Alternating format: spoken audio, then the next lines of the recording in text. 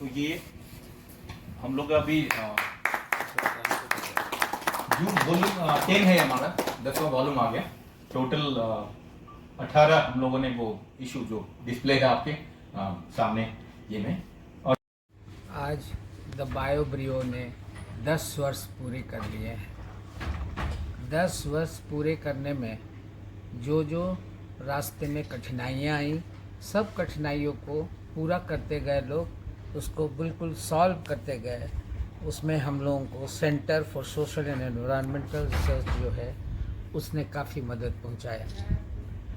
जो टीम थी जिसमें हमारे उस टीम में प्रसन्नजीत और हमारे रितेश और जितने हमारे टीम में मेंबर थे उस समय, उन लोगों ने इस जर्नल को बढ़ाने में बहुत मदद पहुंचाया है। जो सबसे बड़ी कठिनाई थी जो जब विद्यार्थी उसने बताया रितेश ने कि कोई भी जो यहाँ का विद्यार्थी होता था उसको बहुत परेशानी होती थी अपना कोई जर्नल में कहाँ छपाएं। उसमें कमी ये थी कि जर्नल के जो पब्लिकेशन में इतने पॉइंट्स होते हैं उसको करेक्शन करने के लिए कोई जगह नहीं था।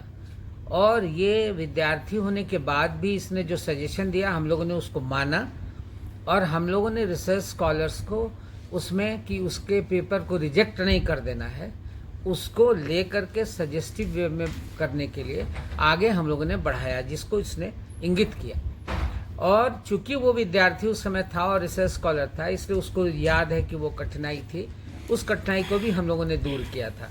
इसलिए रांची यूनिवर्सिटी में अगर ये जर्नल स्टार्ट हुआ था बायोलॉजिकल पॉइंट ऑफ व्यू से कि यहाँ कोई जर्नल नहीं है, वो बहुत ही इम्पोर्टेंट हो गया हमारे लिए।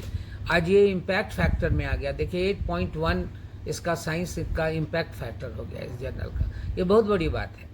और अभी आज इस शुभ दिन में हम इसको हैंडओवर कर रहे हैं एज ए चीफ एडिटर हम प्रसन्नजीत को, जो कि अच्छे हाथ में जा रहा है और वो और आगे बढ़ाएगा इस जर्नल को, इसमें कहीं शक नहीं है। क्योंकि इसमें ऐसे व्यक्ति की भी आवश्यकता है जिसका विज़न बहुत क्लियर हो गया। ज़्यादा जगह जाएंगे आप, ज़्यादा जगह आप अटेंड करेंगे, ज़्यादा लोगों से मिलेंगे, ज़्यादा साइंटिस्ट से बात करेंगे, तो आपका विज़न और क्लियर होता जाएगा। अभी 2 साल मान लीजिए मेरा स्टैंड पीरियड हो गया, रिटायर होने के बाद थोड़ा धीरे हो जाता है। अब इनको एक्टिव आदमी को रहना बहुत ज़रूरी है, अदरवाइज जर्नल हमारा पीछे हो जाएगा। तो इसलिए अब इनके संरक्षण में, प्रसन्नजीत के संरक्षण में ये जर्नल आगे बढ़ेगा। और जहाँ तक सवाल है इसके पीछे साथ देने का, वो तो जब तक जिंदा रहूँगा इनको साथ देता रहूँगा। उसमें शिक्षक कभी भी अपने छात्र से अलग नहीं होता है, इसलिए वो ऑटोमेटिकली हम इसके साथ अटैच्ड रहेंगे। तो ये जर्नल और आगे बढ़ेगा। इसलिए हम आज प्रसन्नजीत से सुनना चाहते हैं आप लोग को क्या बोलते हैं, वो भी मेरे लिए जो है आपका इस जर्नल में चलने का विज़न होगा। कि अब तक ये सफ़र बड़ा अच्छा रहा है सर के मार्गदर्शन में। अब एक नई जिम्मेवारी मिली है, निश्चित रूप से इसको आगे ले जाएंगे हम लोग। और सबसे बड़ी बात जो डॉक्टर रितेश ने भी कहा, सर ने भी कहा है कि जो ज़्यादा से ज़्यादा शोधार्थियों को लाभ मिले, इसको विद्यार्थियों का लाभ मिले और इसकी पहुंच जो है ज़्यादा लोगों के बीच जाए। और अब तक हम लोगों ने वो कहा कि वो टोटल 18 वॉल्यूम और 18 इशू 10 वॉल्यूम निकाला है हम लोगों ने। और टोटल हमारा ये क्वार्टरली जर्नल है। क्वार्टरली जर्नल हम लोग 2 करके निकालते हैं वो, क्योंकि पहले संख्या बहुत कम होती थी, लेकिन अभी तो हमारा 6 महीने में हमारा 20 से ऊपर आ रहा है। तो आर्टिकल ये 100 आर्टिकल हैं। और इसके बाद हम लोग उसको इम्पैक्ट फैक्टर के रूप में या एक यूजीसी केयर के रूप में लिस्ट में आना चाहिए। हम लोग प्रयास करें कि ज़्यादा से ज़्यादा इसकी रीच बने और इसका फ़ायदा ज़्यादा से ज़्यादा।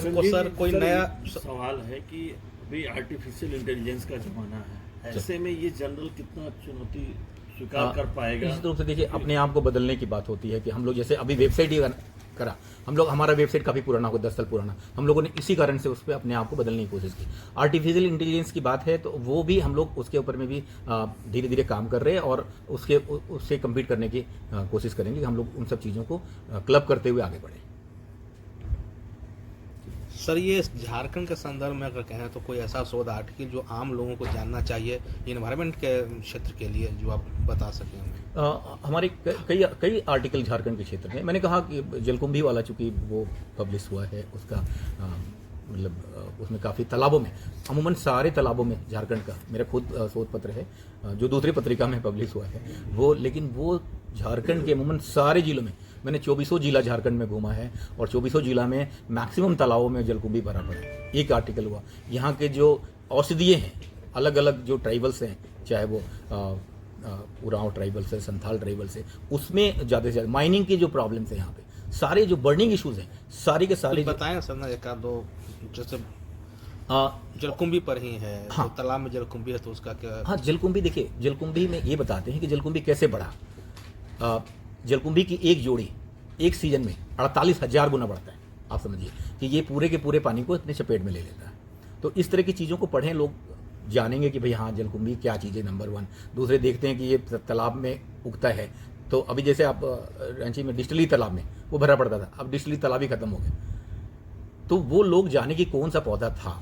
और ये इन्वेजिव प्लांट, हम लोगों ने ये एक शोध किया है, आपको ये जानना पड़ेगा कि इन्वेजिव प्लांट जो होते हैं, पौधे भी आक्रमणकारी होते हैं, जैसे गाजर घास है, जलकुंभी है, या अभी कई और दूसरे पौधे हैं। एक क्रोमोलिना ओडोराटा करके एक पौधा है जो यहाँ के पुटूस जो इन्वेजिव प्लांट है वो पुटूस को भी खत्म कर रहा है, वो दबाव डाल रहा है। हमारे साथ हम लोगों ने पूरे झारखंड में घूमा है, डॉक्टर मिश्रा भी हैं उन लोगों ने, और हमारा ये शोध पत्र प्रकाशित हुआ है इसमें। तो उसमें जानना चाहिए हम लोगों को, एक शोधार्थी के ना एक आम आदमी को भी, गर्मी क्यों बढ़ रही है, ये पेड़ जो कटा है, हमारा जो रोड का चौड़ीकरण, रोडनिंग ऑफ रोड हुआ है, उससे पेड़ जो कटे, इतने इतने दरख्त काटे गए, उससे क्या यहाँ पे असर हुआ है, आज हम लोग झेल रहे हैं उसको। यह आर्टिकल शोध प्रकाशित हुआ है, हमारे जर्नल में प्रकाशित हुआ है। अगर उसको रेफरेंस के रूप में लेना चाहते हैं ले सकते हैं। स्कॉलर्स को क्या चार्जेस देने पड़ते हैं अपने इस आर्टिकल? अभी तक देखिए हम लोगों ने स्कॉलर्स के लिए चार्जेस नहीं था हमारा, लेकिन अब हम लोग बहुत छोटा सा अमाउंट से अबाउट पर आर्टिकल हम लोग लाइव मेंबर्स के लिए 1500 रुपये का सोचा है, अभी हम लोगों ने लिया नहीं। क्या अभी ड्यूरेशन तक रहता है सही कि चल रहा है। ड्यूरेशन क्या रहता है? मान लिया कोई आर्टिकल भेजता है तो हमारा लगभग 2 से 3 महीना एक आर्टिकल को हम लोग प्रोसेस करते हैं, रिव्यू के लिए भेजते हैं, उसके बाद पब्लिश करते हैं।